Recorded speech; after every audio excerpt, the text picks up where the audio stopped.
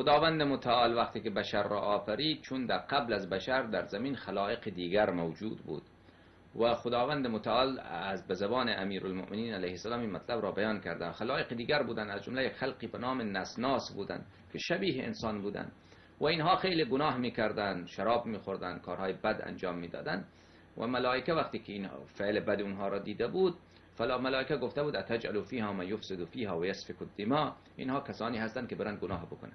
اما شما این را که میگید که انسان با گناه بر روی زمین بوده، این دروغه، این خطا هست و این عقیده ما مسلمان ها و عقیده شیعیان نیست. حضرت آدم علیه السلام معصوم هستند، عصمت دارن و هیچ گناهی نکردن و اون خوردن از شجره منهیه اون هم به ترک اولا بوده. که حالا ترک اولا چیست؟ اون مسئله جای خودش را دارد و بیان خودش را دارد. این بوده که این در اون زمانی که حضرت آدم علیه السلام در آسمان زندگی میکرد برایش واجب و حرامی نبود، و این امر خداوند متعال این بود بهتر است به این درخت نزدیک نشوی، نه اینکه اگر انجام دادی بله این گناه کردی یا مکروهی را حتی انجام دادی اجازه خواستی، بله به خاطر ترک اولا توبه اجازه بفرمایید جان من، اجازه بفرمایید، حرف من تمام نشده.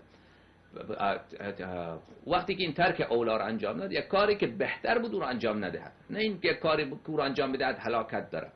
توبه فقط در برابر گناه نیست، توبه معنایش بازگشت به سوی خدا هست که آدم تو معصومی، آدم تو خلیفه منی، از توقع این است که حتی ترک اولا نکنی و تو ترک اولا را مرتکب شدی، لذا بیا از این ترک اولا به سوی پروردگار عالم توبه بکن، بازگرد. این بازگشت حضرت آدم علیه السلام و این که خداوند متعال حضرت آدم علیه السلام را هم از بهشت بیرون کرد، اون بهشت دنیا بود، اون یک جایی بوده ما نمیدانیم کجا هست. شیطان هم که اونجا آمده، اون بهشت برین، اون بهشتی که در آخرت مؤمنین اونجا میرن، این بهشت نیست. ملک خدا عظیمه، کشور خدا عظیمه، اقالیم وجود خیلی زیاده در عالم. امروز هم فیزیک امروز هم همین را میگه که حتی امکان داره که یک عالم نه، عالم‌های خیلی زیاد، جهان‌های خیلی زیاد همین الان در کنار ما موجود باشه در یک بعد دیگر که ما او را نمیبینیم.